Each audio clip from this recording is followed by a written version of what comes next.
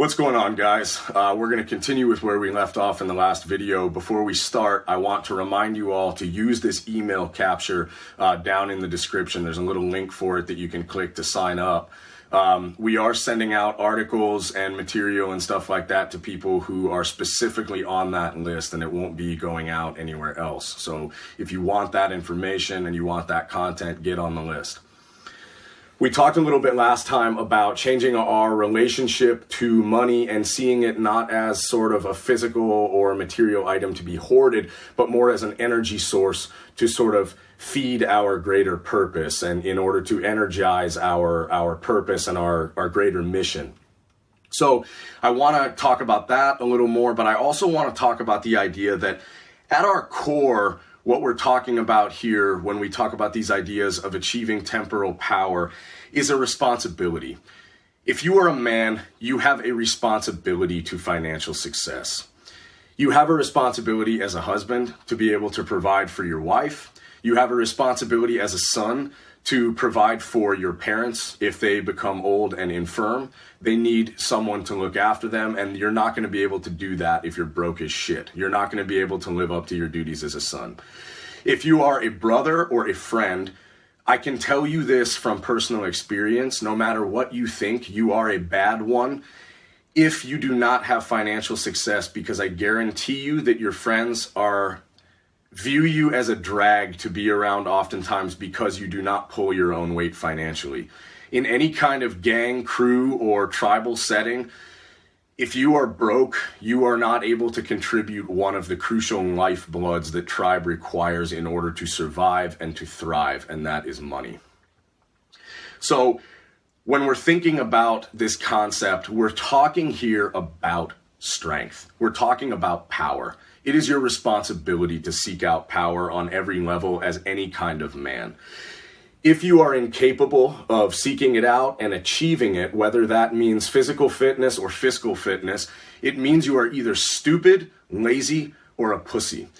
Because there's only 3 ways that you cannot attain this kind of stuff. That is that you are too dumb. I doubt it. I've been able to do what I've been able to do, and I never went to high school or any of this kind of stuff. I never graduated. I never read a book on business. I never went to a seminar or any of this kind of stuff. I do not have a genius level IQ, as anyone who knows me will tell you. But what I do have is a will to thrive, and I have an incredible work ethic. I am not lazy, which knocks down number 2. A lot of the reason people don't make money or strike out on their own is because they are lazy, and they're also institutionalized to think that they have to work for someone else.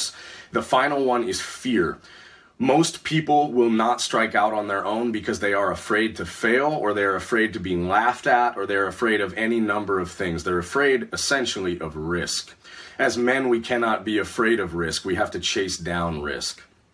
Most of the time, what we do when we fail is we create and we allow defeat into our lives by setting up these roadblocks that mostly come from fear. With business, it's going to come down to fear of not having enough, the what if question. What if I can't make anything? What if, what I'm trying to do doesn't succeed? What if I'm not good at it? All these kind of questions. It comes down to the fear also of when you are trying to step out on your own, you're putting yourself out there. You are essentially putting yourself in competition and saying, win or lose, it's on me.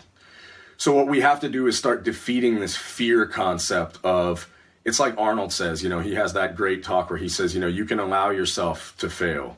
I think that we should avoid failure at all costs, and we should hate failure like we hate death. But we should also love it in the same way that we love death, in that it is a crucible. It's something that the concept of death keeps us in love with life, just as the concept of failure keeps us in love with victory. So when we're chasing down temporal might, the concept of failure is out there as sort of a big motivating factor. But we also have to look at it, we've talked a lot in Operation Werewolf about physical fitness, and we haven't talked a lot about fiscal fitness, which I want to change because a lot of the concepts that we've discussed when we talk about weights and personal fitness and all this kind of stuff is absolutely applicable here, especially in that in order to start making money, in order to start, becoming successful on that level, we first have to understand some basic principles. Just like with weightlifting, we have to know how is muscle built? You know, what exercises will we use? How will we apply them to maximize our results? Same in business, guys. What we have to do is we have to understand some basic principles. Those are going to be like our macros and stuff like that. Our basic principles of doing business. We need to understand and have a good concept of what those are.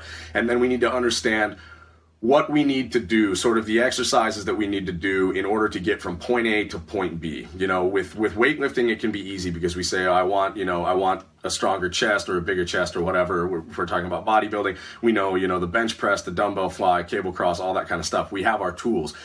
But I'm here to tell you that it is exactly the same in business. And I approached business in the exact same way that I approached lifting weights, in that I came into it and I said, okay, there has to be some basic building blocks here. And once I can understand those, then I just have to apply the proper form, the proper exercise. And from there, results will simply follow. And I found that to be true. And today in this video, I want to share with you first, I think the one that was the most important for me at the outset was that I lived in the woods, for a long time, as a lot of people know, and I was really obsessed with this idea of freedom as something that I could just sort of escape from everything and be free kind of and go off and do what I wanted to do. But then what I realized is, my motorcycle would break down, or I would have a medical bill or something like this, and it crippled me. It would knock me down for months at a time. And I realized that the way to really become free is to make enough money, or set about making enough money that I didn't have to think about it. That money could become this thing that I didn't have to stress about all the time, because I was trying to do bigger things and I didn't want to stress about money, but I went about it the wrong way. And that was, I ignored money.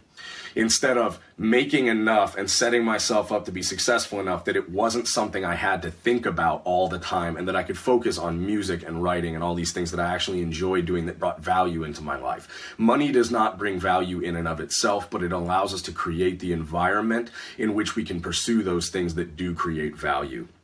Thing number one that I want you guys to think about is stop the bleeding. I guarantee you waste money. I know I waste money. I fucking know you waste money. If you're being honest with yourself, you know that there are certain expenditures that you put out there on a month-to-month basis that sometimes can save you a staggering amount of money. When we're going into business for ourselves, a lot of which, we're going to continue to develop these strategies as the videos go on. Every little bit counts, guys. $25 to rent a website here, $15 for a subscription to this, There are subscriptions that matter, like subscribing to some business blog or podcast or whatever. That's an investment. But what we're talking about here is expenditure that is unnecessary. I'm talking Netflix accounts. I'm talking cable subscriptions. I'm talking about eating out when you could prep your meals at home. I'm talking about going into the grocery store and wandering around instead of having a plan for your meal prep, all that kind of stuff. So we are sending out a little sheet to everybody who signs up on this email list down here that is going to be a couple of actionable things that you can do to stop that bleeding. But the one I want to touch in right now on this video is this third-party concept. Find a friend you can trust, or your wife, or somebody who you've got trust for. I don't care who it is. Find them and bring them in and have them look at your bank statement for the last couple months with a critical and brutal eye. And I want them to Sharpie or highlight every single thing that they believe is an unnecessary expenditure. It can be very hard to be honest with ourselves, guys, when we talk about what is a waste and what is a reasonable expenditure. In order to stop the bleeding here, we have to cut out these unnecessary expenditures in order to free up that money. Because what we're going to start talking about next is what we're going to do with that freed up money. So, first things first, what I want you guys to do is read this little article that's going to go out to everybody on the list, and I want you to take those strategies and apply them. And what we're looking to do is maximize our current resources. We're looking to free up as much as possible of what we are already making so that we can talk about how we're going to take that and put it into the next thing.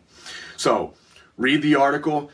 Let's think about stopping the bleeding now, and after we have had someone come in and take a look at our finances and start to cut out our unnecessary expenditures, we can start to talk about what we're going to do with that.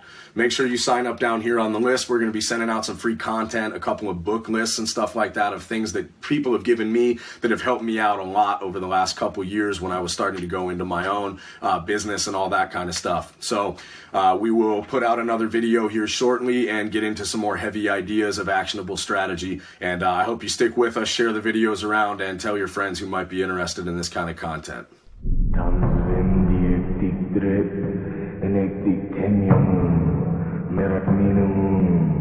Fiscal